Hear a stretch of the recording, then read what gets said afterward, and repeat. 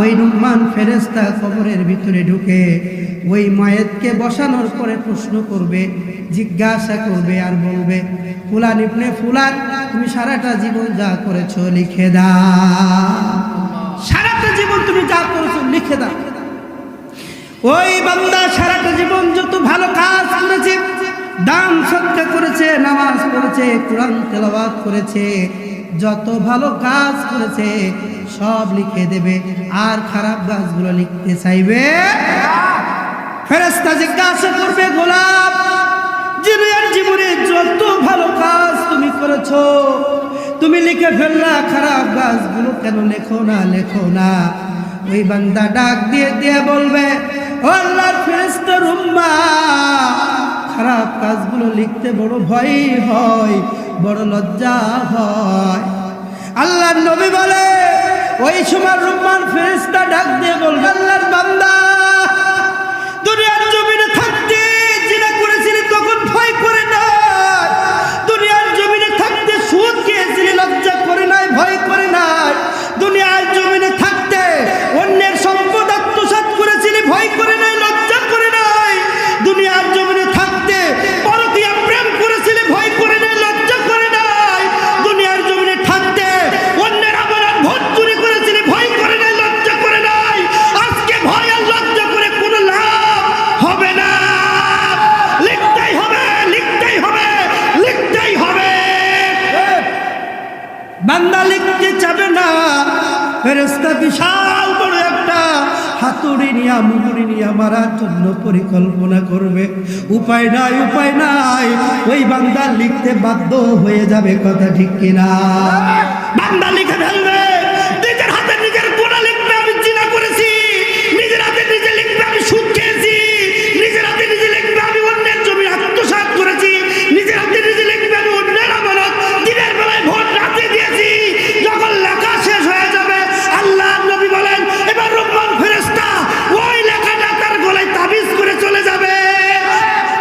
আমার ভাইরা একটু চিন্তা করেন, নিজের হাতে নিজের খারাপ কাজ কেউ লিখতে চায়, লিখতে হবে। কি হবে উপায় একবার ভাবে, পালাবা কোথায় তুমি, ভাগবা কোথায়, জোরে পালাবা কোথায় তুমি, আরো পালাবা কোথায় তুমি, প্রভুর হুকুম অমান্য করিলে, প্রভুর বিধান অমান্য করিলে বাঁচার কোনো তোমার নাই যে উপায়। পালাবা কোথায়, ভাল লাগে না? জোরে বলেন না, পালাবা কোথায় তুমি, পালাবা কোথায় তুমি। তাহলে মৃত্যু থেকে পালানোর কোনো উপায় আছে, সুযোগ আছে?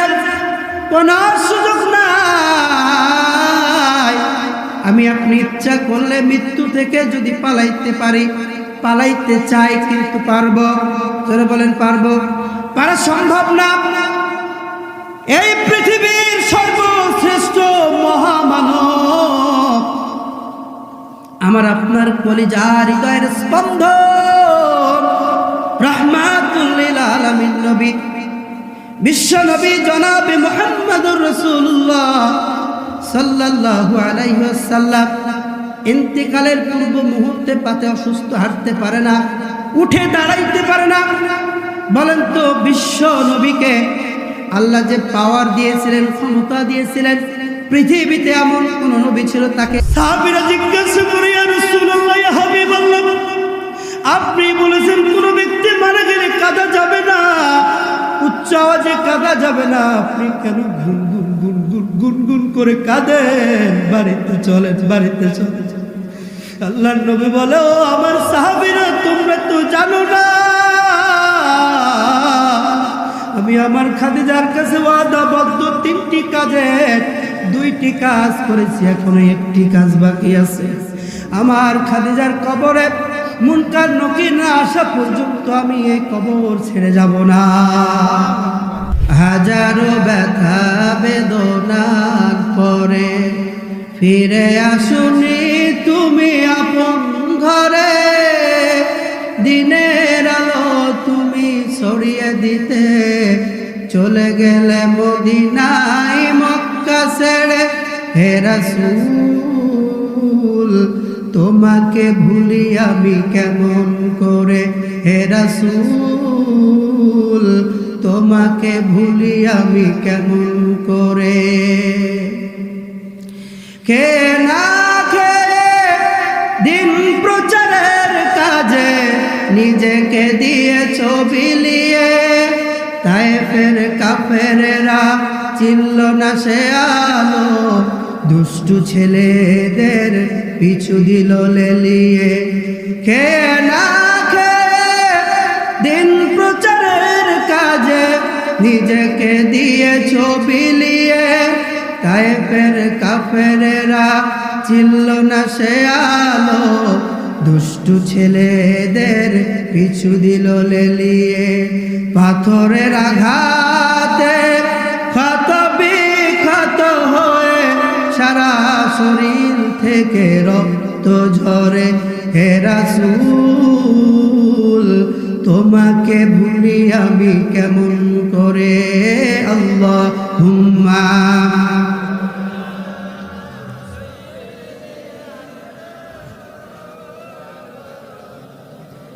ওয়ালা আলি সাইয়্যিদিনা। হালকা হালকা তুমি আসমানে থাকো প্রভু, আমি জমিনে, তবু তোমারি প্রেম জমে হৃদয় গহীনে।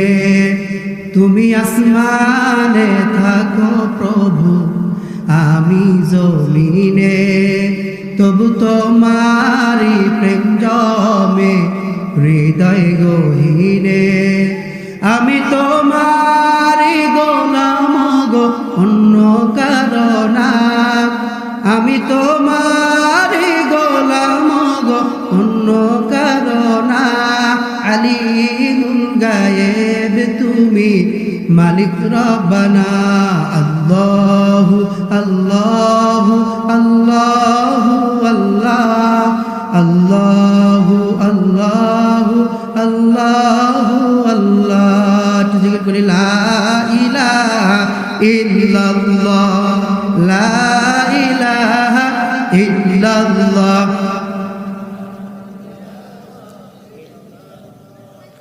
লা ইলাহা ইল্লাল্লাহ, লা ইলাহা ইল্লাল্লাহ, লা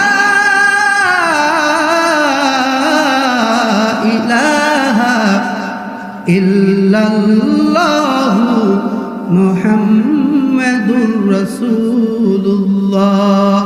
সবাই মহব্বতে বলি সাল্লাল্লাহু আলাইহি ওয়াসাল্লাম। প্রিয় ভাইরা, এই পৃথিবী ছেড়ে সকলকে চলে যেতে হবে। এই পৃথিবী থাকার জায়গা নয়। আমি আপনি এসেছি এই পৃথিবীতে একটা সিস্টেমে, একটা মাধ্যমে। সেই মাধ্যমটা হলো পিতামাতা। মাধ্যমটাকে পিতামাতা। এরপরে আবার আমাদেরকে চলে যেতে হবে, সকলকে মৃত্যুবরণ করতে হবে। এ কথাটা অপ্রীতিকর হলেও সত্য কথা, বলেন ঠিক কিনা? আচ্ছা বলেন তো, জেনে থাকলে বুঝে থাকলে বলেন তো, আমরা পৃথিবীতে আগে জন্মগ্রহণ করি নাকি মৃত্যুবরণ করি? আগে জন্মগ্রহণ করি, তারপরেই মৃত্যুবরণ করি। কিন্তু আল্লাহ বলছে, বান্দা তুমি পৃথিবীতে জন্মগ্রহণ করো, এরপরে মৃত্যুবরণ করো। কিন্তু আমি আল্লাহ তোমার জন্মের আগে তোমার মৃত্যুকে তৈরি করে রেখে দিয়েছি। বলি সুবহানাল্লাহ। আল্লাহ রাব্বুল আলামিন বলেন, আল্লাযী খালাকাল মাউতা ওয়াল হায়াতা লিয়াবলুয়াকুম আইয়ুকুম আহসানু আমালা। যিনি মৃত্যু ও জীবন তোমাদের পরীক্ষা করার জন্য তৈরি করলো, কে তোমাদের ভিতরে কর্মে উত্তম। আমাদের কথা হলো, আল্লাহ আপনি এ দুনিয়ার জমিনে আমাদেরকে আগে জন্মগ্রহণ করালেন, এরপরে মৃত্যুবরণ করান। তাহলে আপনি কেন মৃত্যু আগে তৈরি করলেন? সিস্টেম অনুযায়ী, রুল অনুযায়ী তো আগে জন্ম তৈরি করার কথা, কিন্তু আল্লাহ কেন আগে মৃত্যু তৈরি করলেন? জানার দরকার আছে না নাই? জোরে বলেন, আছে না নাই? পৃথিবীর জমিনে আগে জন্মগ্রহণ করি, এরপরে মৃত্যুবরণ করি। তাহলে মৃত্যুটা তো আগে আল্লাহ সৃষ্টি করার কথা ছিল না, আগে ছিল জীবন সৃষ্টি করার কথা। আল্লাহ রাব্বুল আলামিন জানাই দিলেন, এ গোলাম শুনে না, আমি আল্লাহ মৃত্যু কেন আগে তৈরি করলাম? আমি আল্লাহ তোরে দুনিয়ার জমিনে পাঠাবো। দুনিয়ার জমিনে পাঠানোর পর আমি আল্লাহ তোরে সংসার দিব, দুনিয়া দেব, বাড়ি দেব, গাড়ি দেব, অট্টালিকা দেব। এইগুলোর মোহে পড়িয়া মৃত্যুর কথা বেমালুম ভুলে যাবা। সারাটা জীবন তুমি অর্থের পিছনে দৌড়াবা। এখন কি তাই হচ্ছে কি হচ্ছে না? কোনো খোঁজ খবর নাই, ইবাদতের কোনো ইচ্ছা নাই, কোনো দেখভাল নাই, শুধুমাত্র কিভাবে অর্থ উপার্জন করা যায়, হালাল না হারাম, বাঁচার কোনো সময় নাই। কথা ঠিক কিনা? আল্লাহ জানা দিলেন, গোলাম শুনে নাও, আমি তোমাকে দুনিয়ার জমিনে পাঠাবো। দুনিয়ার মোহে তুমি পড়ে যাবা। কিভাবে অট্টালিকা তৈরি করবা, কিভাবে জমি বানাবা, গাড়ি কিনবা, বাড়ি তৈরি করবা, এগুলো নিয়ে তুমি ব্যস্ত হয়ে পড়বা। আমি আল্লাহ এমন তোমার একজন রব। আমি আল্লাহ তোমাকে রিটার্ন টিকিট আগে ধরিয়ে দিলাম। বান্দা দুনিয়ার জমিনে যখন যাবে, যাওয়ার আগে চিন্তা করবে, আমি তো জন্মগ্রহণ করেছি, কিন্তু জন্ম তৈরি করার আগে আমার রব, আমার আল্লাহ মৃত্যু তৈরি করে জানায় দিলেন, জন্মগ্রহণ যেহেতু করেছ, রিটার্ন টিকিট মৃত্যু তোমার হাতে ধরিয়ে দিলাম। আল্লাহু আকবার। তাহলে বলেন তো, মৃত্যুবরণ করা লাগবে না লাগবে? জোরে বলেন। মৃত্যুবরণ করা লাগবে। মৃত্যু থেকে বাঁচার কোনো উপায় আছে? জোরে বলেন, আছে? এই পৃথিবীর জমিনে কত মানুষ মৃত্যু থেকে বাঁচার চেষ্টা করেছে, বাঁচতে পারে নাই। পেরেছে কিনা? নমরুদ মৃত্যু থেকে বাঁচার চেষ্টা করেছে, বাঁচতে পারে নাই। ফিরআউন মৃত্যু থেকে বাঁচার চেষ্টা করেছে, বাঁচতে পারে নাই। এমনকি আবু জেহেল চেষ্টা করেছে মৃত্যু থেকে বাঁচবে, বলেন তো বাঁচতে পেরেছে? মৃত্যু থেকে বাঁচার কোনো সুযোগও নাই। কথা ঠিক কিনা? আল্লাহ রাব্বুল আলামিন বলেন, ইন্নামাল মাউতাল্লাযী তাফিরুনা মিনহু ফাইন্নাহু মুলাকীকুম সুম্মা তুরাদ্দুনা ইলা আলিমিল গায়বি ওয়াশ শাহাদাতি ফায়ুনাব্বিউকুম বিমা কুনতুম তা'মালুন।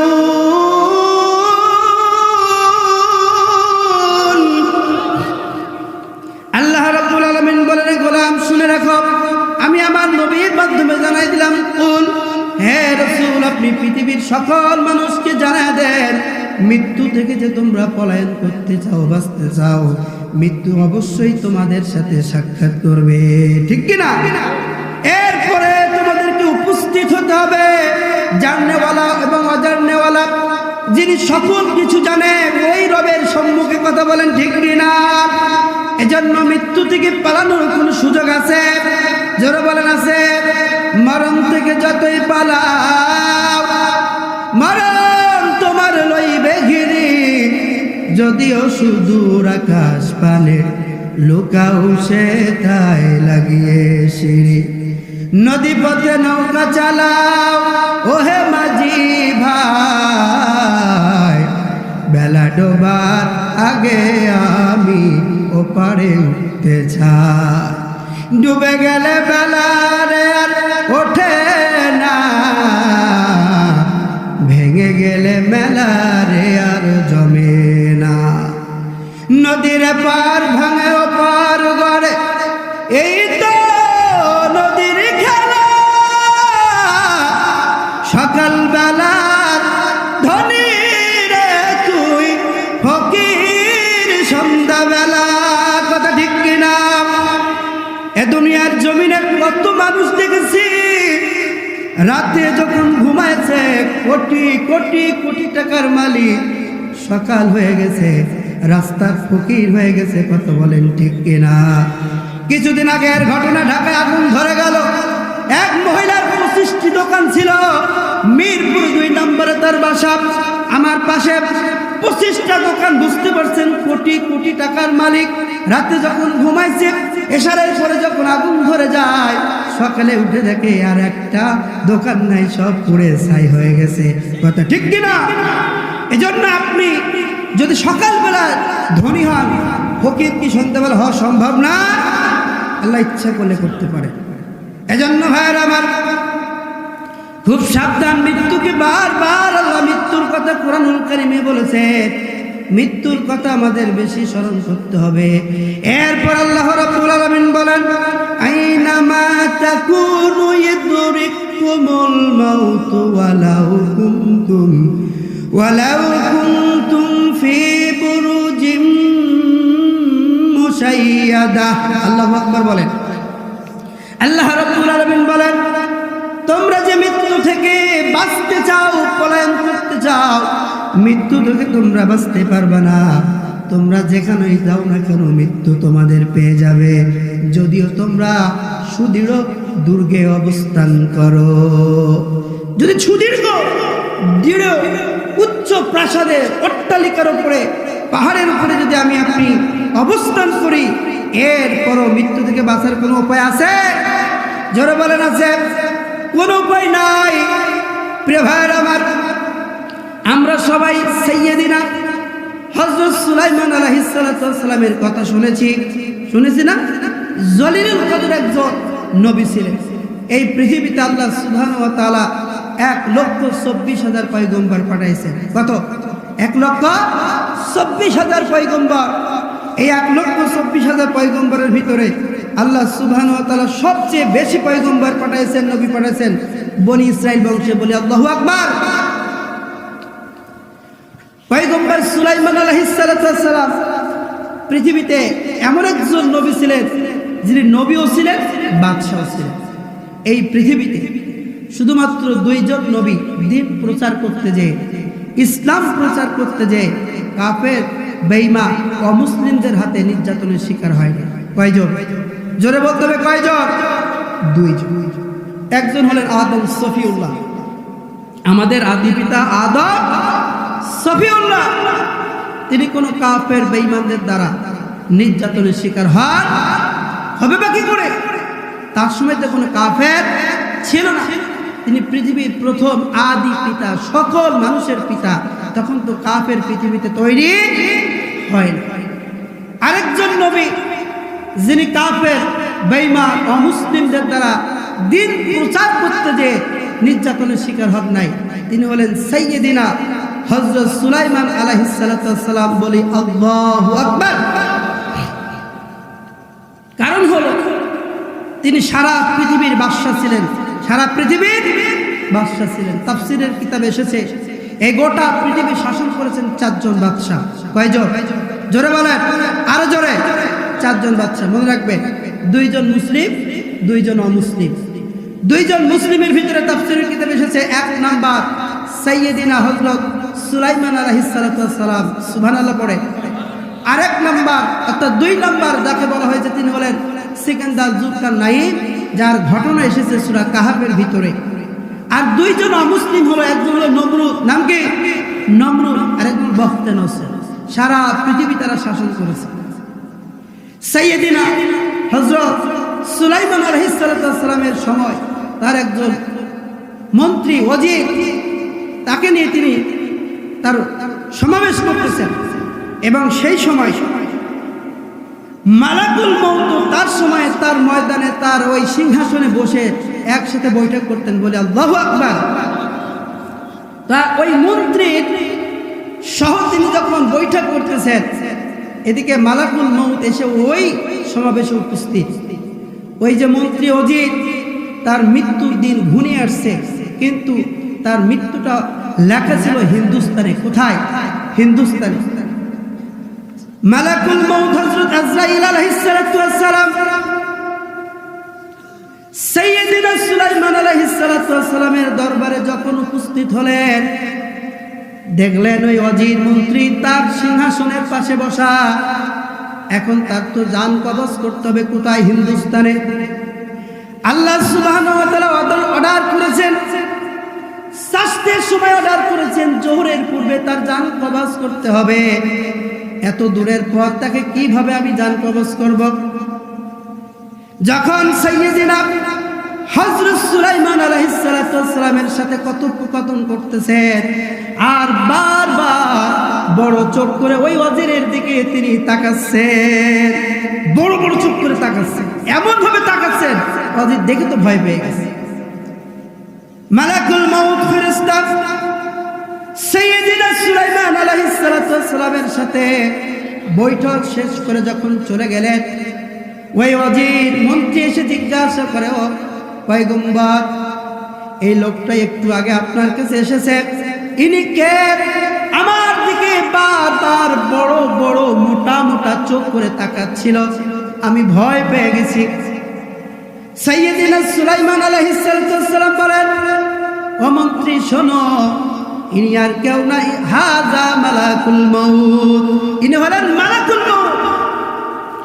এই সংবাদ যখন শুনছেন থরথর করে কাঁপা শুরু করে দিলেন, বললেন, ও সাইয়্যিদিনা সুলাইমান, আমি আর আপনার এখানে থাকতে চাই না, আমার বড় ভয় করে। এই সারা পৃথিবীর যত মাখলুক আল্লাহ তৈরি করেছেন, প্রত্যেক মাখলুককে আল্লাহ আপনার অধীনে করে দিয়েছেন। আপনি বাতাসকে একটু অর্ডার করিয়া দেন, বাতাস যেন আমাকে হিন্দুস্তানের একটা পর্বতের উপর রেখে আসে। আল্লাহু আকবার বলেন। সাইয়্যিদিনা সুলাইমান আলাইহিস সালাতু ওয়াস সালাম বাতাসকে অনুমতি দিলেন, হে বাতাস, আমার এই মন্ত্রীকে তুমি এই মুহূর্তে হিন্দুস্তানে উমুক পর্বতের উপর রেখে আসো। যাওয়ার আগে যে দেখে আজরাইল হাজির, মন্ত্রী ডাক দিয়ে বলে, তোমাকে তো আমি দেখেছিলাম সাইয়্যিদিনা সুলাইমান আলাইহিস সালাতু ওয়াস সালামের দরবারে, তুমি এখানে কিভাবে পৌঁছাইলা?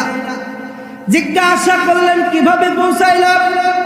মালাকুল মাউত ডাক দিয়ে বলো, মন্ত্রী ওজির শোনো, আমার রব, আমার আল্লাহ তোমার মৃত্যুটা এই পর্বতের উপর লিখে রেখেছিল 40 দিন আগে। কতদিন আগে? জোরে বলেন, কতদিন আগে? এই পৃথিবীতে যত মানুষ জন্মগ্রহণ করে, চতুর্থ আসমানে আজরাইল আলাইহিস সালাতু ওয়াস সালামের একটা বিশাল বড় দপ্তর আছে, সেখানে তিনি অবস্থান করেন। তার সামনে বিশাল বড় একটা টেবিল আছে, ডান হাতে একটা গাছ আছে। কি আছে? গাছ আছে। এই গাছে যিনি জন্মগ্রহণ করেন তার নামটা ওই গাছে একটা পাতা জন্মগ্রহণ করে, বলে সুবহানাল্লাহ। আজরাইল আলাইহিস সালাম যখন কারোর মৃত্যুবরণ ঘটাতে হয়, কাউকে জান কবজ করে, ওই ব্যক্তি যিনি মারা যাবে তার ওই পাতাটা ওই টেবিলের উপরে এসে পড়ে। 40 দিন আগে খবর হয়ে যায়, আসমানে ঘোষণা হয়ে যায়, অমুক ব্যক্তির মৃত্যু হয়ে গেছে। সুবহানাল্লাহ পড়বে না? কিন্তু পৃথিবীর কে জানে না। এখানে আমরা যারা অবস্থান করতেছি, হয়তো কারণ মৃত্যুর ডেট আজরাইল হাতে চলে গেছে। কথা বলেন ঠিক কিনা? আমি জানি না, আপনি জানেন না, তবে আজরাইলের জানতে বাকি থাকে না। আজরাইল ডাক দিয়ে বলে, তুমি অবস্থান করতেছিলা সাইয়্যিদ, এবং এখানে আসার জন্য সুলাইমান আলাইহিস সালাতু ওয়াস সালামকে বললাম, বাতাস তোমাকে পৌঁছাইয়া দিল, আর আমি তার পূর্বে এসে এখানে অবস্থান করলাম, আর তোমার কোনো উপায় নাই, এখন আমি তোমার জান কবজ করব। আল্লাহু আকবার বলেন। তাহলে মৃত্যু থেকে পালানোর কোনো উপায় আছে? সুযোগ আছে? কোনো সুযোগ নাই। আমি আপনি ইচ্ছা করলে মৃত্যু থেকে যদি পালাইতে পারি, পালাইতে চাই, কিন্তু পারবো? যারা বলেন পারবো? পারা সম্ভব না। এই পৃথিবীর সর্বশ্রেষ্ঠ মহামানব, আমার আপনার কলিজার হৃদয়ের স্পন্দন, রাহমাতুল লিল আলামিন নবী, বিশ্ব নবী জনাবে মুহাম্মদুর রাসূলুল্লাহ সাল্লাল্লাহু আলাইহি ওয়াসাল্লাম ইন্তিকালের পূর্ব মুহূর্তে পাতে অসুস্থ, হাঁটতে পারে না, উঠে দাঁড়াইতে পারে না। বলেন তো, বিশ্ব নবীকে আল্লাহ যে পাওয়ার দিয়েছিলেন, ক্ষমতা দিয়েছিলেন, পৃথিবীতে এমন কোন নবী ছিল তাকে এই পাওয়ার দেওয়া হয়েছিল? হয় না। আমার আপনার নবীকে স্বয়ং আল্লাহ মালাকুল মউতকে পাঠাই বলেছিল, হে মালাকুল মউত, তুমি চলে যাও আমার নবীর কাছে, আমার নবীর যদি অনুমতি পাও তাহলে তার জান কবজ করবা, আর যদি অনুমতি না পাও জান কবজ করতে পারবা? আল্লাহর নবী অসুস্থ হয়ে পড়লেন।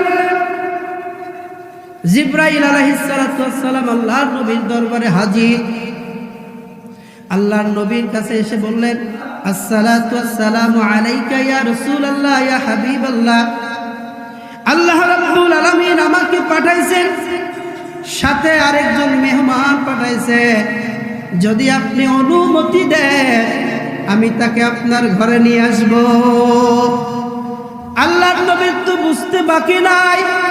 জিবরাইলকে ডাক দিয়ে বলে, ভাই জিবরাইল, যাও যাও তাড়াতাড়ি নিয়ে আসো, মেহমানকে বাইরে দাঁড়িয়ে রাখার কোনো দরকার নাই।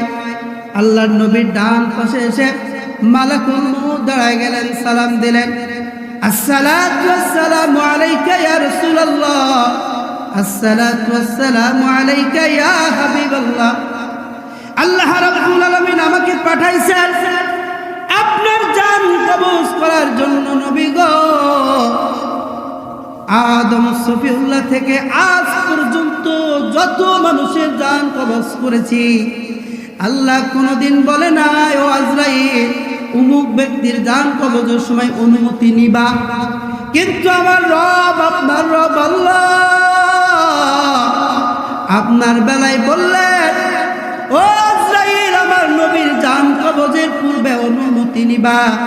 ইয়া রাসূলুল্লাহ ইয়া হাবিবাল্লাহ, আমি আপনার কাছে অনুমতি চাই। আপনি যদি অনুমতি দেন আমি আপনার জান কবজ করব। আল্লাহু আকবার। আল্লাহর নবীকে বললেন, আপনি যদি অনুমতি দেন আমি আপনার জানটা কবজ করে ফেলব। আল্লাহর নবী বললেন, ভাই আজরাইল, এই দুনিয়ার জমিনে আমি থাকার জন্য আসি নাই, আমি থাকতে চাই না, আমি অনুমতি দিলাম। সংক্ষিপ্ত মুক্তাসার করতেছি ঘটনা, কারণ সামনে আরো বহু আলোচনা আছে। আমি আপনাকে অনুমতি দিলাম, কারণ দুনিয়ার জমিনে আমি এসেছি দিন প্রচার করার জন্য, আল্লাহর জমিনে আল্লাহর আইন বাস্তবায়ন করার জন্য প্রতিষ্ঠিত হয়ে গেছে। ও আজরাইল ভাই, ইচ্ছা করলে আপনি আমার জান কবজ করে নিতে পারে। এই কথা অনুমতি যখন পেয়ে গেল,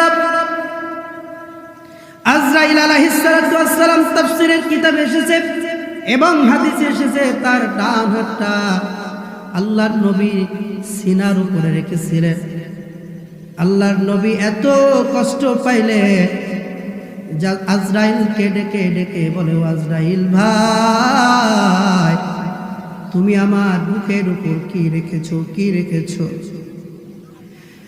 আজরাইল ডাক দিয়ে বলে, ইয়া রাসূলুল্লাহ ইয়া হাবিবাল্লাহ, আপনার বুকের উপর আমার ডান হাতটা রেখেছি।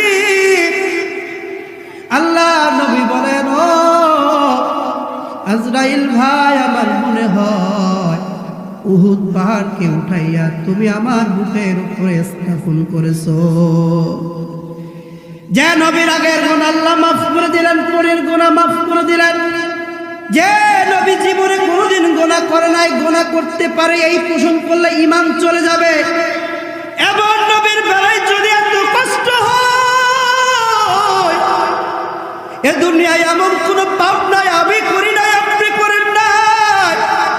একটাবার কি চিন্তা করেছেন যাকে কেন্দ্র করে আমার রব এ দুনিয়া তৈরি করলেন, যাকে কেন্দ্র করে আপনাকে তৈরি করলেন, আমাকে তৈরি করলেন, সেই বিশ্বের মহামানবের জান কবজের সময় যদি এত কষ্ট হয়, আমার আপনার বেলায় কি হবে একটু ভাবা দরকার। ও যুবক ভাই, সারাদিন মোবাইল নিয়ে ব্যস্ত, তুমি ফেসবুক ইউটিউব নিয়ে ব্যস্ত, সারাদিন বিভিন্ন প্রোগ্রাম নিয়ে তুমি ব্যস্ত, গান নিয়ে ব্যস্ত, সারাদিন তুমি কত নাটক, সিনেমা, থিয়েটার নিয়ে ব্যস্ত। একটা বার কি চিন্তা করেছো যুবক ভাই, গানের ওপরে যদি তোমার মৃত্যু হয়ে যায় জাহান্নামী, কথা ঠিক কিনা? এমন ভাবে কত যুবক মৃত্যুবরণ করতেছে। আল্লাহর নবীর অনুমতি পাওয়ার পর আজরাইল আল্লাহর নবীর জান কবজ করে ফেললেন। আল্লাহর নবীর যখন জান কবজ হয়ে গেল, সারা পৃথিবীতে রব উঠে গেল। আল্লাহর নবী আর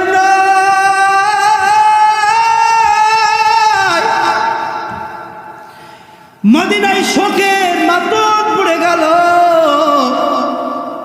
জঙ্গলের ছোট্ট ছোট্ট ওই হরিণীর শাবকগুলো মায়ের দুধ পান করে না, ওই বাঘিনীর বাচ্চাগুলো দুধ পান করে না। 3 দিন পর্যন্ত মদিনায় কোনো মায়ের দুধ সন্তান পান করে না।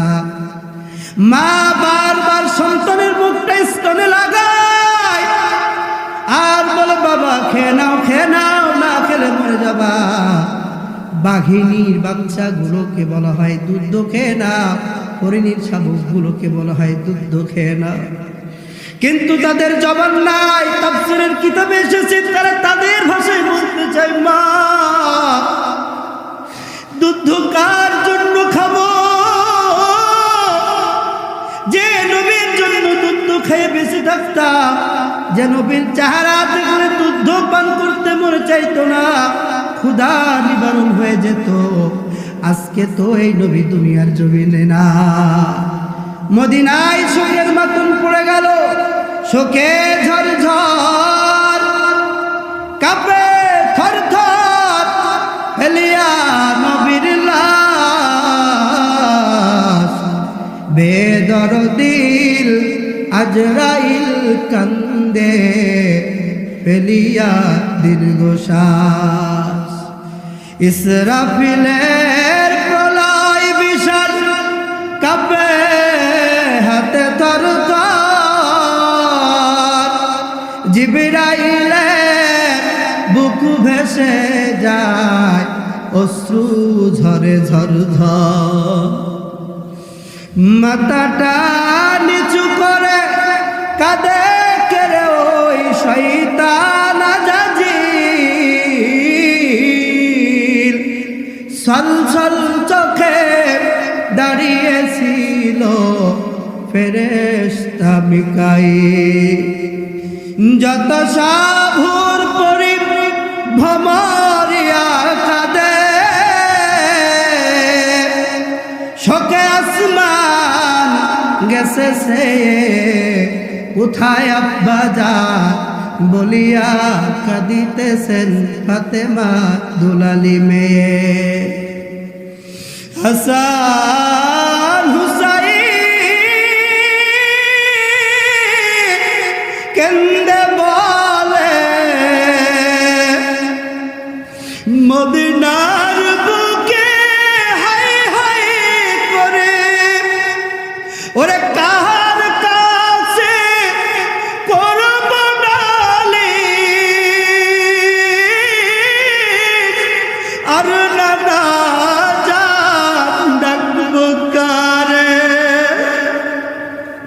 হযরত বেলাল কেন্দে বলে, মদিনার বুকে হাই হাই করে ওরে আজাব দেবার কালে আমি আঙ্গুলি দিয়া দেখাবো কারে। আল্লাহু আকবার। বেলাল ডেকে ডেকে বলে, মদিনার মানুষেরা শোনো, আমি যখন আজান দিতাম আমার নবী আমার সামনে বসা থাকতো। আমি যখন আশহাদু আন্না মুহাম্মাদার রাসূলুল্লাহ বলতাম, আমি আমার শাহাদাত আঙ্গুলি দিয়ে আমার রবকে বলতাম, মালিক। যে মহাপবিত্র নামটি আমার জবানে নিয়েছি, ওই মানুষটা আমার সামনে বসা। নবী নাই, নবী নাই, আমি আর মদিনায় আজান দিব না। তাফসীরের কিতাবে এসেছে আল্লাহর নবীর ইন্তেকালের পর হযরত বেলাল আর জীবনেও একদিনও আজান দেয় নাই। ওমর পাগল হয়ে গেলেন। আল্লাহর নবীর ইন্তেকালের কথা যখনই কর্ণ শ্রবণ করলেন, পাগলের মতো হয়ে এসে উন্মুক্ত তরবারি নিয়ে বলে, এ ভাইরা আমার, আল্লাহর নবীর সাহাবীরা, যদি কেউ একটা বার বলো আল্লাহর নবীর পৃথিবীর জমিনে না, এই তরবারি দিয়ে তার ফয়সালা করা হবে। বিজ্ঞ সাহাবী হযরত আবু বকর রাদিয়াল্লাহু তাআলা আনহু ডাক দিয়ে বলে, ও ভাই ওমর, পাগলামি করিও না, সকলকেই মৃত্যুবরণ করতে হবে, আল্লাহর নবী মারা গেছে। ওমর ডাক দিয়ে বলে, ও ভাই আবু বকর, আমার মনে হয় আমার নবী মরে নাই, আমার মনে হয় আমার নবী ঠোঁট দিয়ে যেন কি বলে। আল্লাহু আকবার। ওমর রাদিয়াল্লাহু তাআলা আনহু তার কানটা আল্লাহর নবীর ঠোঁট মুবারক যখন রাখলেন, ওমর রাদিয়াল্লাহু তাআলা আনহু যেন শুনতে পাইলেন আল্লাহর নবীর পবিত্র ঠোঁট মুবারক দিয়ে উচ্চারিত হচ্ছে, ইয়া রাব্বি হাবলি উম্মতি, ইয়া রাব্বি হাবলি উম্মতি। রব্বুল আলামিন, আমার উম্মতের কি হবে, আমার উম্মতের কি হবে? নবী আমাদের জন্য কত কষ্ট করলেন, মৃত্যুর সময় নবী উম্মতকেও বলে নাই। আর কপাল পোড়া জাতি নবীর ভালোবাসায়, নবীর মহাব্বতে দাড়িটা রাখতে পারি না, কথা ঠিক কিনা? প্রিয় ভাইরা, যে কথা বলছিলাম, তাহলে মৃত্যু থেকে বাঁচার কোনো উপায় আছে? জোরে বলেন, উপায় আছে? আল্লাহ রাব্বুল আলামিন বলেন, কুল্লু নাফসিন যায়িকাতুল মাউত, প্রত্যেক প্রাণীকে মৃত্যুর স্বাদ গ্রহণ করতে হবে। মৃত্যু থেকে কেউ বাঁচতে পারবে না, পলায়ন করতে পারবে না। এরপর আল্লাহ রাব্বুল আলামিন বলেন, ইয়া আইয়ুহাল্লাযীনা আমানু তাকুল্লাহ,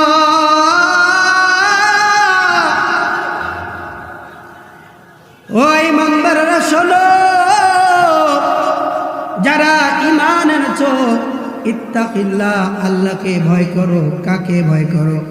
জোরে বলেন, কাকে ভয় করো? ওদিকে আল্লাহর নবী হাদিসে বললেন, আন মুআযিন রাদিয়াল্লাহু তাআলা আনহু আন্নাহু ক্বাল ইয়া রাসূলুল্লাহ আউসিনি, ক্বালা ইত্তাকিল্লাহ হাইসুমা কুনতা আও আইনামা কুনতা। হযরত মুআয রাদিয়াল্লাহু তাআলা আনহু থেকে বর্ণিত, তিনি বলেন, ইয়া রাসূলুল্লাহ, ইয়া হাবিবাল্লাহ। প্রিয় ভাইরা, যে কথা বলতেছিলাম, তাহলে আল্লাহ রাব্বুল আলামিন বললেন, ইত্তাকিল্লাহ, আল্লাহকে ভয় করো। অন্যত্র আল্লাহর নবী হাদিসে বললেন, ইত্তাকিল্লাহ হাইসুমা কুনতা ওয়া মা আইনামা কুনতা, তুমি যেখানেই থাকো না কেন আল্লাহকে ভয় করো। কাকে ভয় করো? জোরে বলেন, কাকে ভয় করতে হবে? সার্বক্ষণিক, সারাক্ষণ কাকে ভয় করতে হবে? আল্লাহকে ভয় করতে হবে। আমিরুল মুমিনিন খলিফাতুল মুসলিমিন হযরত ওমর রাদিয়াল্লাহু তাআলার কথা তো আমরা সবাই শুনছি কিনা? তিনি ইসলামের দ্বিতীয় খলিফা ছিলেন। অর্ধ পৃথিবী তিনি শাসন করেছেন। কেমন নেতা তারা ছিলেন! যেহেতু আয়াতের সাথে হাদিসের সাথে কথাটা মিল আছে, এজন্য আমাকে বলতে হচ্ছে। আমার ভাইরা, অর্ধ পৃথিবীর খলিফা আমিরুল মুমিনিন খলিফাতুল মুসলিমিন হযরত ওমর রাদিয়াল্লাহু তাআলা আনহু মরুভূমি রাস্তা দিয়ে যায়, সাথে কোনো সফর সঙ্গী নাই, কোনো বডিগার্ড নাই, একা একা যাচ্ছেন মরুভূমি রাস্তা, পাহাড়ি অঞ্চল, প্রচন্ড গরম, কাছে যা পানি ছিল সব পানি শেষ হয়ে গেছে, পানি পিপাসা লাগছে। অর্ধ পৃথিবীর খলিফা রাস্তা দিয়ে যায়, কোনো বডিগার্ড লাগে না, কোনো সফর সঙ্গী লাগে না। আর আমার দেশের যদি একজন এমপি, মন্ত্রী অথবা চেয়ারম্যান যায়, বডিগার্ডের জ্বালাই রাস্তায় চলা যায় না, কথা ঠিক কিনা? অর্ধ পৃথিবীর খলিফা তারাও তো নেতা ছিলেন, আর আমরাও তো নেতা পেয়েছি। কিছু দূর যাওয়ার পর প্রচন্ড পানি পিপাসা, সহ্য করতে পারে না, কোথায় পানি পাবে, কি খাবে, তৃষ্ণার্ত। কিছু দূর যাওয়ার পরে দেখলে একজন রাখাল কিছু ছাগল বকরি চড়ায়, কাছে যে সালাম বিনিময় করলেন, আসসালামু আলাইকুম ইয়া আখি, ও আমার ভাই, তোমার উপর আল্লাহর শান্তি বর্ষিত হোক, আমি একজন মুসাফির, প্রচন্ড তৃষ্ণার্ত, পানি পিপাসা পেয়েছে আমার, তুমি কি একটু আমাকে পানি খাওয়াইতে পারবা? রাখাল ডাক দিয়ে বলে, আমার কাছে কোনো পানি নাই, ও মুসাফির ভাই, আমি আপনাকে পানি খাওয়াইতে পারবো না। আমিরুল মুমিনিন খলিফাতুল মুসলিমিন হযরত ওমর ডাক দিয়ে বলে, তোমার কাছে যেহেতু পানি নাই, দেখা যায় তোমার কাছে দুধ দেওয়া নেওয়ালা অনেকগুলো ছাগল দেখা যায়, ওখান থেকে একটা গ্লাস দুধ তুমি আমারে দাও। রাখাল ডাক দিয়ে বলে, ও মুসাফির ভাই, তাও পারবো না, আমি আপনাকে একটা গ্লাস দুধ পান করাইতে পারবো না। আমিরুল মুমিনিন খলিফাতুল মুসলিমিন হযরত ওমর ডাক দিয়ে বলে, কেন পারবা না, কেন পারবা না ও রাখাল, তোমার কাছে তো দুধ দেওয়ানেওয়ালা ছাগল আছে। রাখাল ডাক দিয়ে বলে, ও মুসাফির ভাই, এই যে ছাগলগুলো আপনি দেখতেছেন, আমি এর মাত্র কেয়ারটেকার, শুধু রাখাল চড়াই, আমি কিন্তু এই ছাগলগুলোর মালিক আমি নই। আল্লাহু আকবার বলেন। আমিরুল মুমিনিন খলিফাতুল মুসলিমিন ডাক দিয়ে বলে, বুঝলাম এই ছাগলের মালিক তুমি নও, তাহলে আমি মুসাফির, আমাকে গরিব মনে করিও না, তুমি আমার কাছে একটা ছাগল বিক্রি করে দাও, ওই ছাগল থেকে দুধ দহন করে আমি এক গ্লাস দুধ পান করে যাওয়ার সময় তোমাকে আবার ছাগলটা ফিরিয়ে দিয়ে যাব। কি বুদ্ধিটা ভালো না খারাপ? ভালো বুদ্ধি না? মনে হয় আপনারা এই কাম করেন নাকি? সুরামি বুদ্ধি। এখন রাখাল তো জানে না, ইনি আমিরুল মুমিনিন খলিফাতুল মুসলিমিন হযরত ওমর। রাখাল বলে, না না, সম্ভব না, তাও আমি পারবো না। কেন পারবা না ও রাখাল? বলে, জন্ম পারবো না।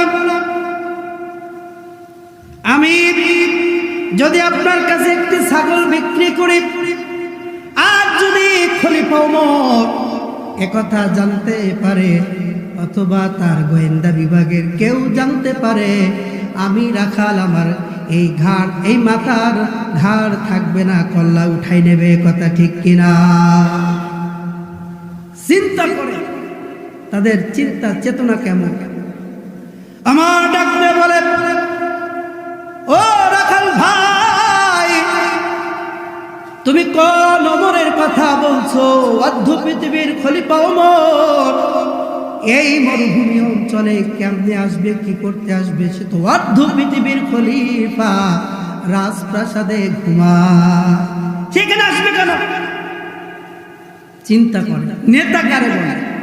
আমাদেরও নেতা আছে, আছে না? আমরা 5 বছরের জন্য একটা নেতা নির্বাচন করি, অনেক কষ্ট করে তাদেরকে ভোট দিয়ে নির্বাচন করানোর পর, ভোটের আগে, কিসের আগে, এসে আপনাকে সালাম বিনিময় করবে।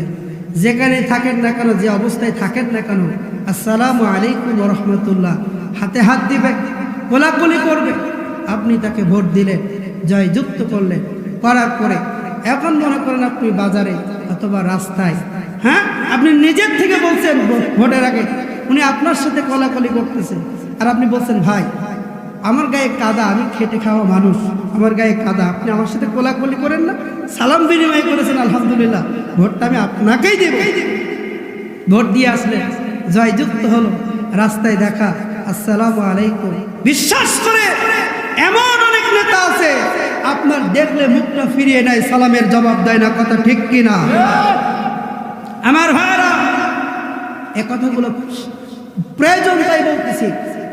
এখন আমার দেশে দেখা যায় অনেকে মরা মানুষের নামেও চাইল ওঠে। কথা বলেন ঠিক কিনা? মরা মানুষ এসে ভোট দেয়, আমি শুনেছি, আপনারা অনেকে শুনেছেন, মরা মানুষ এসে ভোট দেয়। আমরা কোন জায়গায় যাব ভাই? আমিরুল মুমিনিন খলিফাতুল মুসলিমিন, অর্ধ পৃথিবীর খলিফা রাখাল তো জানে না, কিন্তু রাখাল তাকে দুধ দিল না। আমিরুল মুমিনিন খলিফাতুল মুসলিমিন, মনে আছে তো? কষ্ট হয় আপনাদের? ছেড়ে দিব। আমিরুল মুমিনিন খলিফাতুল মুসলিমিন হযরত ওমর ডাক দিয়ে বলে, ও রাখাল, তুমি রাখালগিরি করো, সারাদিন এই মাঠে ঘাটে থাকো, তোমার কি মনে চাই না একটু আমিরুল মুমিনিন খলিফাতুল মুসলিমিনের সাথে দেখা করা? আমি যদি তোমাকে দেখা করিয়ে দেই, তাহলে কি তুমি আমাকে একটু দুধ পান করাবা? রাখাল ডাক দিয়ে বলে, না না না, আমি আপনাকে দুধ পান করাইতে পারবো না, তবে মনের ভিতরে বড় আশা, যদি জীবনে একবার সুযোগ হয় আমিরুল মুমিনিন খলিফাতুল মুসলিমিনকে দেখব। আল্লাহু আকবার। এখন যদি আপনাকে বলা হয় কাবা ঘরের ইমাম যিনি, তার সাথে আপনার সাক্ষাৎ করানো হবে কালকে, আপনার অবস্থাটা কেমন হবে? সারা রাত কি ঘুমাতে পারবেন? কথা বলেন, পারবেন? আপনার বাসায় সবচেয়ে যে দামি জামাটা, দামি পোশাকটা পরবেন, সবচেয়ে দামি আতরটা ব্যবহার করবেন, আয়নার সামনে দাঁড়াইয়া নিজের ফেসটাকে সুন্দর করে সাজাবেন। কথা ঠিক কিনা? আমিরুল মুমিনিন খলিফাতুল মুসলিমিন ওমর রাদিয়াল্লাহু তাআলা আনহু ডাক দিয়ে বলে, ওরা খাল ভাই, আমি তোমাকে আমিরুল মুমিনিন খলিফাতুল মুসলিমিন ওমরের সাথে সাক্ষাৎ করায়া দেব। আল্লাহু আকবার। কাল ঠিক 10টার সময় তুমি এখানে থাকবা, আর আমি তোমাকে নিয়ে আমিরুল মুমিনিন খলিফাতুল মুসলিমিনের কাছে নিয়ে যাব। এই সংবাদ শোনার পরে বলেন তো তার সারা রাত কি আর ঘুম হয়েছে? হয় না। কারণ অর্ধ পৃথিবীর খলিফা আমিরুল মুমিনিন খলিফাতুল মুসলিমিনের সাথে দেখা করব, এই আনন্দে সে আত্মহারা হয়ে গেছে। আমার বাসায় চলে গেলেন, সারা রাত চিন্তা ভাবনা করলেন কোন পোশাকটা পরলে, কোন জামাটা পরলে তার ম্যাচিং হবে, সুন্দর দেখাবে। ঠিক সারা রাত না ঘুমাইয়া ওমরের সাথে দেখা করবে অর্ধ পৃথিবীর খলিফা, এই চিন্তা চেতনায় সকাল হয়ে গেল। ফজরের সালাত আদায় করে ঠিক 10টার সময় ওই জায়গায় দাঁড়িয়ে থাকলো, কারণ লেট করা যাবে না, আমিরুল মুমিনিন খলিফাতুল মুসলিমিনের সাথে দেখা করব। আমার ভাইরা, 10টার সময় আমিরুল মুমিনিন খলিফাতুল মুসলিমিন হযরত ওমর রাদিয়াল্লাহু তাআলা আনহু একজন সাহাবীকে পাঠাই দিয়ে বলে, ঠিক অমুক জায়গায় একজন লোক দাঁড়িয়ে থাকবে, রাখাল দাঁড়িয়ে থাকবে, তাকে আমার রাজ দরবারে নিয়ে আসবা। সাহাবী চলে গেলেন আনার জন্য। যাওয়ার পরে দেখলেন একজন লোক অপেক্ষমান কারোর জন্য অপেক্ষা করতেছে। ডাক দিয়ে বলেন, তুমি কি একজন রাখাল? বলে, হ্যাঁ আমি একজন রাখাল। জি হয়েছিল, সে কি তোমাকে ওমরের সাথে সাক্ষাৎ করানোর কথা বলেছিল? বলল, জি বলেছিল। চলো চলো চলো আমার সাথে চলো, আজকে আমি তোমাকে ওই আমিরুল মুমিনিন খলিফাতুল মুসলিমিনের কাছে নিয়ে যাব, ওই মুসাফির আমাকে পাঠাইছে। আল্লাহু আকবার। চলে গেলেন ওই লোকটির সাথে। আমিরুল মুমিনিন খলিফাতুল মুসলিমিন রাজ সিংহাসনে খেজুর পাতার আসনে বসে আছে। দূর থেকে যখন ওই রাখাল আসতেছে, হঠাৎ করে তার নজর চলে গেল আমিরুল মুমিনিন খলিফাতুল মুসলিমিনের দিকে। আমিরুল মুমিনিন খলিফাতুল মুসলিমিনের দিকে তাকানোর পর রাখালের ভিতরে তো আর পানি নাই, দেহের ভিতরে কম্পন তৈরি হয়ে গেল। এদিকে আমিরুল মুমিনিন খলিফাতুল মুসলিমিন তার সিংহাসন থেকে উঠে ওই রাখালের দিকে অগ্রসর হতে থাকলো।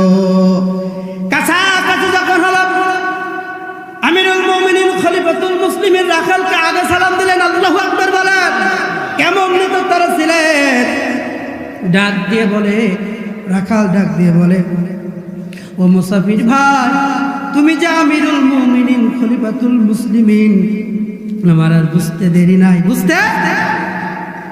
তবে তুমি আজকে কেন আমাকে এই রাজপ্রাসাদে ডেকেছো? ইচ্ছা করলে তো ওই মরুভূমিতে তুমি আমাকে কয়েকটা চড় থাপ্পড় মারতে পারতা। আমি তোমাকে দুধ দেইনি, এজন্য তুমি আমাকে মারার জন্য এই রাজপ্রাসাদে নিয়ে এসেছো। ও আমিরুল মুমিনিন খলিফাতুল মুসলিমিন, শোনেন, আল্লাহর নামে কসম করে বলি, যদি আমি জানতাম আপনি আমিরুল মুমিনিন খলিফাতুল মুসলিমিন ওমর অর্ধ পৃথিবীর খলিফা, আল্লাহর নামে কসম করে বলি, এরপরও আমি আপনাকে দুধ দিতাম না। আল্লাহু আকবার। আমিরুল মুমিনিন খলিফাতুল মুসলিমিন বলেন, ও রাখাল, তোমাকে কি মনে হয় আমি তোমাকে আঘাত করবো, মারবো? এজন্য নিয়ে এসেছি। রাখাল ডাক দিয়ে বলে, তাহলে কেন নিয়ে আসলেন? আমিরুল মুমিনিন খলিফাতুল মুসলিমিন ডাক দিয়ে বলে, ওরা কালকে তোমার ভিতর আমি এখন একটা গুণ দেখেছি, যে গুণটার কারণে তোমাকে পুরস্কৃত করব। কারণ তুমি আমাকে দেখার পরে তোমার কাছ থেকে একটা গ্লাস দুধ চেয়েছি, দাও নাই। এরপরে তোমার কাছে একটা ছাগল কিনতে চেয়েছি, দাও নাই। তুমি তোমার মালিকের প্রতি কত নম্র ভদ্র, তুমি একজনকে ভয় করেছো, তিনি কে? জোরে বলতে হবে, তিনি কে? আমরা কাকে ভয় করব? আল্লাহকে ভয় করব। বিশ্বাস করে আমার আপনার অন্তরে যদি আল্লাহর ভয় থাকে, কার ভয়? আল্লাহর ভয় থাকে, তাহলে আজকে থেকে সুদ আর খাবো না। কথা ঠিক কিনা? যদি আমার আপনার ভিতরে আল্লাহর ভয় থাকে, তাহলে আমি আপনি কোনোদিন খাদ্য দ্রব্যে ভেজাল দিতে পারবো না। কথা বলেন ঠিক কিনা? যদি আমার আপনার ভিতরে আল্লাহর ভয় থাকে, কোনোদিন অন্যের সম্পদ নিজের মনে করে আত্মসাৎ করতে পারবো। যদি আমার আপনার ভিতরে আল্লাহর ভয় থাকে, কোনোদিন দিনের ভোট রাতে হতে পারে। কিন্তু আজকে আমার আপনার ভিতরে আল্লাহর ভয় আছে? কথা বলতে হবে, ভয় আছে? যদি বিশ্বাস করেন না কথাগুলো বাস্তব, তাই বলতেছি।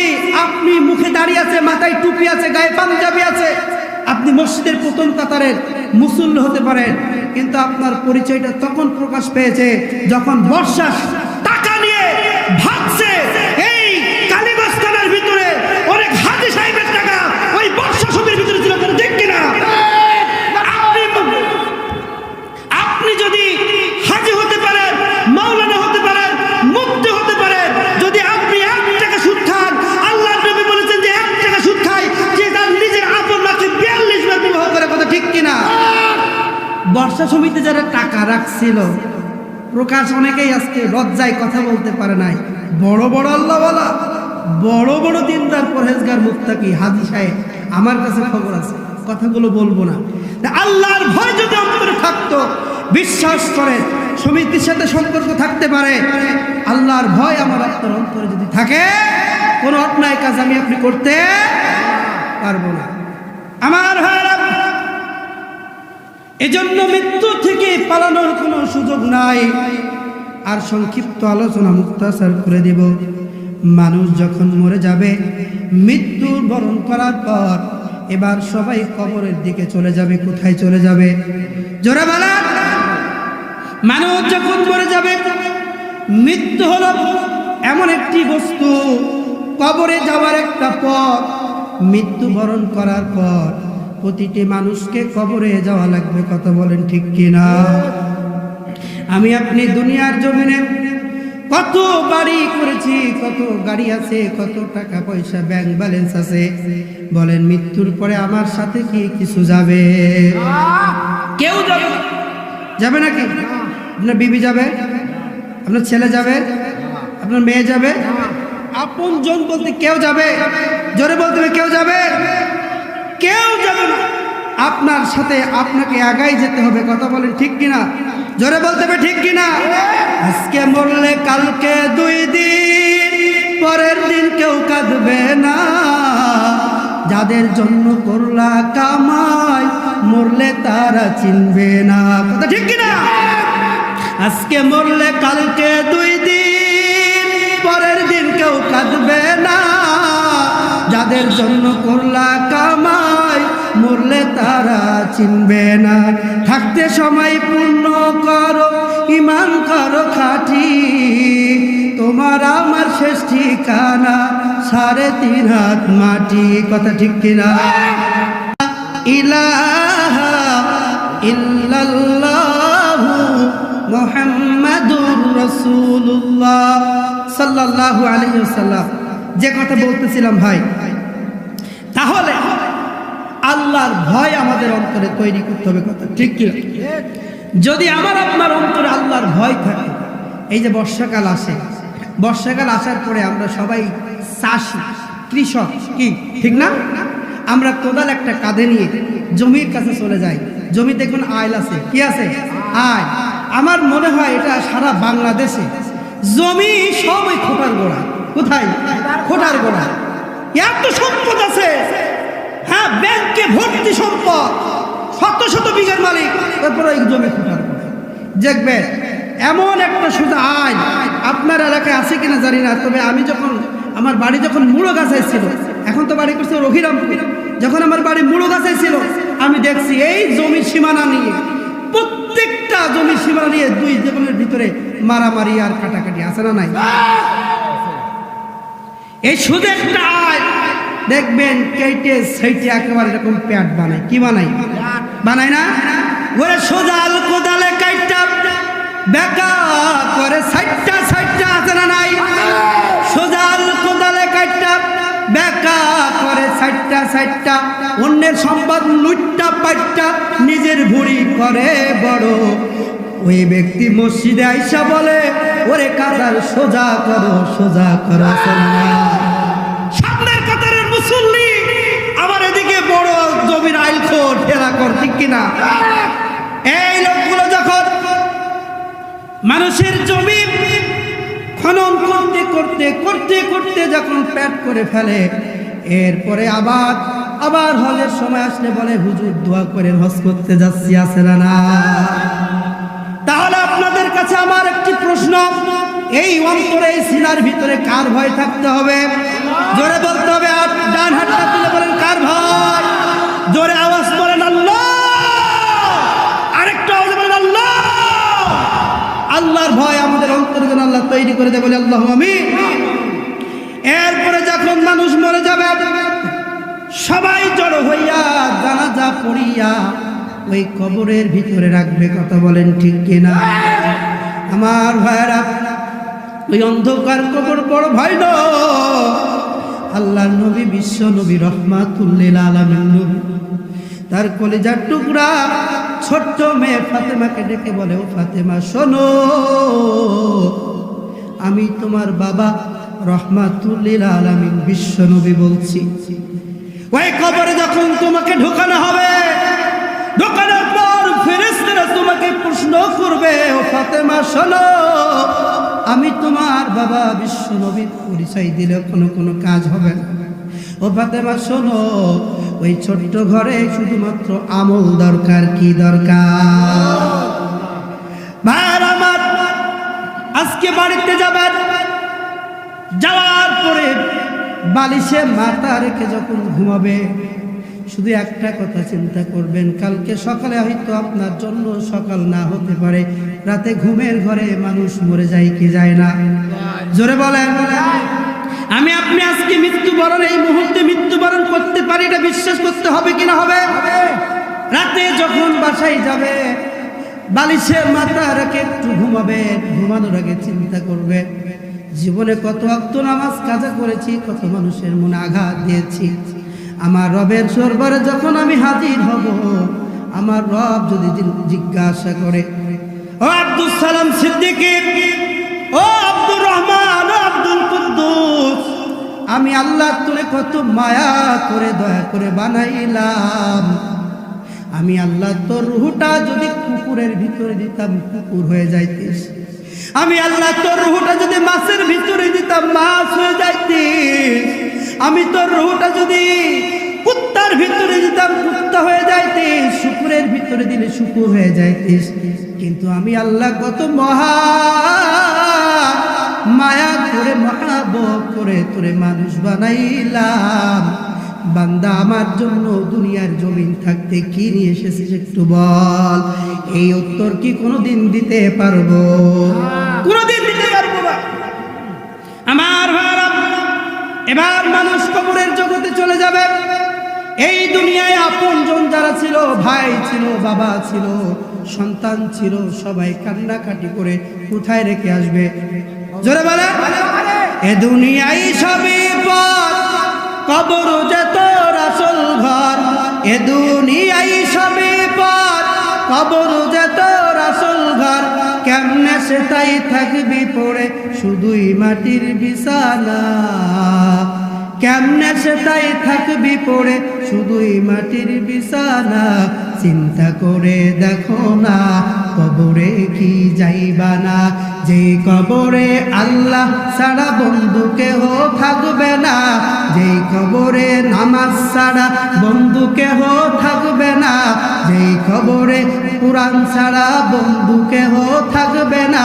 চিন্তা করে দেখো না কবরে কি যাইবা না, চিন্তা করে দেখো না কবরে কি যাইবা না। যেই কবরে আল্লাহ ছাড়া বন্ধু কেহ থাকবে না, যেই কবরে নবী ছাড়া বন্ধু কেহ থাকবে না। চিন্তা করে দেখো না কবরে কি যাইবা না। যাওয়া লাগবে কি লাগবে না? আমার ভাইরা দিলের কাল লাগাইয়া কথাগুলো শুনেন। এবার আমি আপনি মৃত্যুবরণ করার পর এলাকাবাসীরা জানাজা পড়িয়া কবরে রেখে আসবে। চিন্তা করেন ওই কবরে এত ভয়ঙ্কর, এত ভয়ঙ্কর, এত ভয়ঙ্কর। দিনের বেলায় কবরের পাশে যাইতে ভয় করে কি করে না? কিন্তু ওই কবরে আপনাকে একাকিত্ব ঝাড়াতে জীবন থাকা লাগবে।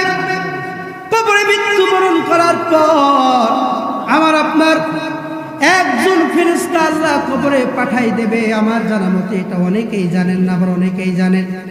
একজন ফেরেশতা আসবে, ওই ফেরেশতার নাম রুম্মান ফেরেশতা। নাম কি? জোরে বলেন। রুম্মান ফেরেশতা। মুনকার নকিরের আগে আল্লাহ ওই কবরে একজন ফেরেশতা পাঠাবে, তার নাম হলো রুম্মান ফেরেশতা।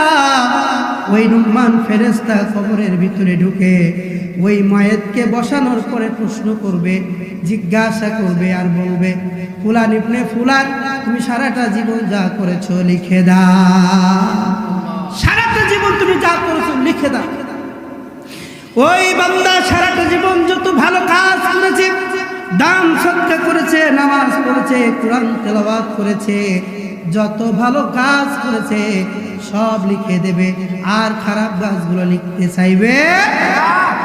ফেরেশতা জিজ্ঞাসা করবে, গোলাম, দুনিয়ার জীবনে যত ভালো কাজ তুমি করেছো তুমি লিখে ফেললা, খারাপ কাজগুলো কেন লেখো না, লেখো না? ওই বান্দা ডাক দিয়ে দিয়ে বলবে, ও আল্লাহর ফেরেশতা রুম্মান, খারাপ কাজগুলো লিখতে বড় ভয় হয়, বড় লজ্জা হয়।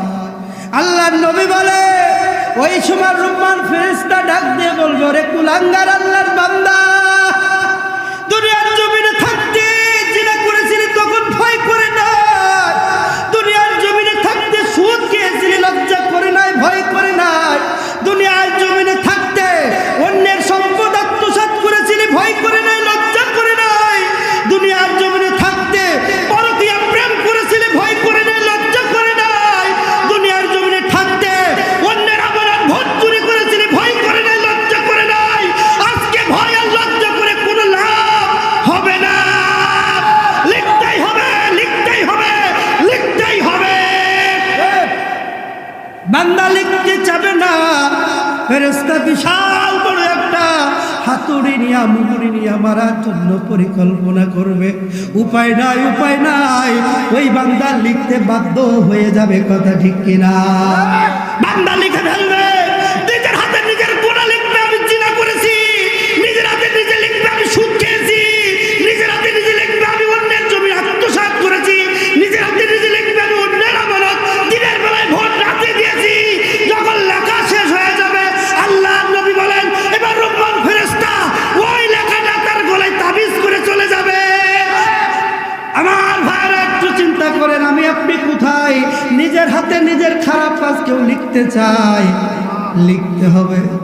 কি হবে উপায় একবার ভাবে, পালাবা কোথায় তুমি, ভাগবা কোথায়, জোরে পালাবা কোথায় তুমি, আরো পালাবা কোথায় তুমি, প্রভুর হুকুম অমান্য করিলে, প্রভুর বিধান অমান্য করিলে বাঁচার কোনো তোমার নাই যে উপায়। পালাবা কোথায়, ভাল লাগে না? জোরে বলে না, পালাবা কোথায় তুমি, পালাবা কোথায় তুমি। আমার ভারত এরপরে রুমান ফেরেশতা চলে যাবে। আল্লাহ রাব্বুল আলামিন এরপর ওই কবরে দুজন, কবর মুনকার নাকির নামে দুইজন ফেরেশতা বাড়াবে। কয়জন? আরো জোরে বলেন। মুনকার নাকির প্রত্যেক আম্মাজান খাদিজাতুল কুবরা রাদিয়াল্লাহু তাআলা আনহা আল্লাহর নবীকে একদিন বলেন, ইয়া রাসূলুল্লাহ, ইয়া হাবিবাল্লাহ, আমি আপনার স্ত্রী, প্রথম স্ত্রী, জীবনে আপনার কাছে কোনোদিন কিছু চাই নাই, আজকে আপনার কাছে একটা জিনিস চাইবো, আপনি কি দেবেন? আল্লাহু আকবার বলেন। আল্লাহর নবীর কাছে জীবনে কোনোদিন কিছু চাই নাই, আজকে একটা জিনিস চাইবো, ইয়া রাসূলুল্লাহ কি দেবে? আম্মাজান খাদিজার কথায় আল্লাহর নবী বলেন, ও খাদিজা, বলো বলো কি চাও, কি চাও? আম্মাজান খাদিজা বলেন, ইয়া রাসূলুল্লাহ, ইয়া হাবিবাল্লাহ, ওই কবরে দুজন ফেরেশতা আসবে, মুনকার নাকির, জানি না তারা কি প্রশ্ন করবে, জানি না আমি খাদিজা উত্তর দিতে পারবো কিনা, জানি না। ইয়া রাসূলুল্লাহ, ইয়া হাবিবাল্লাহ, ওই কবর বড় ভয়ঙ্কর, জানি না আমি উত্তর দিতে পারবো কিনা। আপনি নবী, আমার কবরে যখন মুনকার নাকির আসবে, আমি যদি প্রশ্নের উত্তর দিতে যেয়ে ভুলে যাই, আপনি একটু তালকিন দেবেন। আল্লাহু আকবার বলেন। আম্মাজান খাদিজা বলেন, ইয়া রাসূলুল্লাহ, দ্বিতীয় কাজ হলো আমার মৃত্যুর পর আপনি নিজে আমার জানাজা পড়বেন, আর 3 নাম্বার হলো আপনার জুব্বা দিয়ে আমার গায়ের কাপড়ের কাপড় পরাবেন। আল্লাহু আকবার। আমার আপনার বিবিরা কি চাই? শাড়ি চাই, লিপস্টিক চাই, সুনো পাউডার চাই, বলে দাও দাও, শোকেজ আজমালিতে সব ভরে দাও, কিন্তু কোনোদিন চাই না, কোনোদিন বলে না, ও আমার প্রাণের স্বামী, কোরআন পড়তে পারি না, একটু কোরআন পড়ার ব্যবস্থা করে দাও, বলে নাকি? পর্দা করে না, পর্দার ব্যবস্থা করে দাও, কোনোদিন বলে না কথা, প্রাণের স্বামী, আমি একটু দেখতে চাই এখানে এমন কোনো পুরুষ আছে কিনা। কোনোদিন তার স্ত্রী বলছে, তুমি গরিব হও, রিক্সা চালাও, ভ্যান চালাও, কোনো দুঃখ নাই, কিন্তু কোনোদিন হারাম পথে উপার্জন করতে পারবা না, এমন কোন স্ত্রী বলছে? দেখি তো, হাত তোলেন তো। 1 2 2 3 4 মাশাআল্লাহ বলেন, মাশাআল্লাহ। এইরকম স্ত্রী আমরা চাই। সারাদিন পরিশ্রম করবো, স্ত্রী মুখ দিয়ে যেন এই কথা বের হয় যে তুমি যা করো তা করো, হারাম পয়সা যেন বাসায় নিয়ে না আসো। কথা বলেন ঠিক কিনা? আম্মাজান খাদিজাতুল কুবরা রাদিয়াল্লাহু তাআলা আনহা আল্লাহর নবীর কাছে কয়টা জিনিস চাইলেন? জোরে বলেন, কয়টা জিনিস চাইলেন? আম্মাজান খাদিজা রাদিয়াল্লাহু তাআলা আনহা ইন্তেকাল করলেন। আল্লাহর নবী, বিশ্ব নবী, রাহমাতুল লিল আলামিন নবী নিজেই আম্মাজান খাদিজার জানাজা পড়লেন, নিজের গায়ের জুব্বা দিয়ে কি বানাই দিলেন? কাপড়ের কাপড় বানাই দিলেন। এরপরে কবরস্থ করা হয়ে গেল। সাহাবীরা সবাই চলে আসে, কিন্তু আল্লাহর নবী কবরের পাশে বসে বসে বসে বসে বসে বসে গুনগুন গুনগুন করে কাঁদে। সাহাবীরা জিজ্ঞাসা করে, ইয়া রাসূলুল্লাহ, ইয়া হাবিবাল্লাহ, আপনি বলেছেন কোন ব্যক্তি মারা গেলে কাঁদা যাবে না, উচ্চ আওয়াজে কাঁদা যাবে না, আপনি কেন গুনগুন গুনগুন গুনগুন করে কাঁদেন? বাড়িতে চলেন, বাড়িতে চলেন। আল্লাহর নবী বলে, ও আমার সাহাবীরা, তোমরা তো জানো না আমি আমার খাদিজার কাছে ওয়াদাবদ্ধ 3টি কাজের 2টি কাজ করেছি, এখনো 1টি কাজ বাকি আছে। আমার খাদিজার কবরে মুনকার নাকির না আসা পর্যন্ত আমি এই কবর ছেড়ে যাব না। আল্লাহর নবী কোন খাদিজার কথা বলছে? একটুকে চিন্তা করেছে? আল্লাহর নবী যখন হেরা গুহায় ধ্যানমগ্ন হয়ে থাকতেন, আম্মাজান খাদিজাতুল কুবরা রাদিয়াল্লাহু তাআলা আনহা পাহাড়ের চূড়ায় আল্লাহর নবী নিজে খাবার নিয়ে যেতেন। সুবহানাল্লাহ বলে। হেরা পাহাড়ের আল্লাহর নবী ধ্যানমগ্ন করতেন। এখানে যারা হাজী সাহেবরা গেছে, হেরা পাহাড় অনেক উঁচু, সেখানে স্বাভাবিকভাবে কাফেরদের চোখ এড়িয়ে সেখানে যাওয়া কষ্টকর। আম্মাজান খাদিজা নিজেই সেই আমার নবীর আপনার কলিজার টুকরা নবীর জন্য খাবার নিয়ে যেতেন। আল্লাহু আকবার বলবেন না? শুধু তাই না, আম্মাজান খাদিজাতুল কুবরা রাদিয়াল্লাহু তাআলা আনহা এমন একজন ব্যক্তি ছিলেন, দিনের প্রচারের জন্য আল্লাহর নবী বাহিরে চলে যেতেন, বহু রাত বাসায় ফিরতেন। আল্লাহ নবী ঘরের ভিতরে এসে শুধু ডাকতেন ও খাদিজা, সাথে সাথে দরজা খুলে যেত।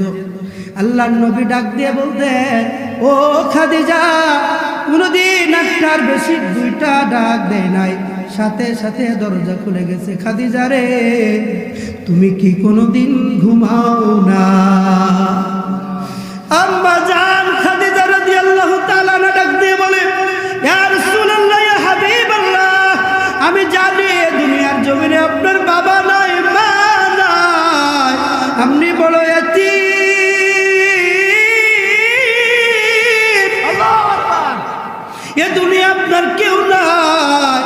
আপনি যখন দিনের জন্য কাজ করেন, রাতে যখন বাসায় এসে আমাকে ডাকবেন, আমি খাদিজা যদি ঘুমিয়ে থাকি